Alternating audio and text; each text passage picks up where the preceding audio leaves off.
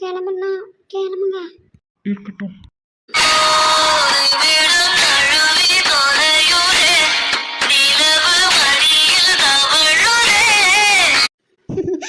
இன்னைக்கு இன்னைக்கு அவர் வருவாரா மாட்டாரா? வீடு வேற டெக்கரேஷன் ஓவரா இருக்கு. பார்த்துட்டு திரும்பி போயிடுவாரோ? இல்லை ஒருவேளை அவர் வந்திருந்து நம்ம எங்க இருக்கோம் நமக்கு தெரியலையோ?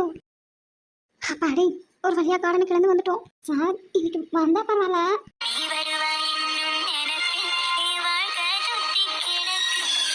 ஒருவேளை சத்யப்பா கூப்பிட்டதுக்காக நாளைக்கு வந்தாலும் வரலினாலும் வீடெல்லாம் இவ்வளோ அழகாக டெக்கரேட் பண்ணி எல்லாரும் வந்து ரேவதிக்கு என்கேஜ்மெண்ட் நடக்கும்போது எனக்கு தானே கஷ்டமாக இருக்கும்.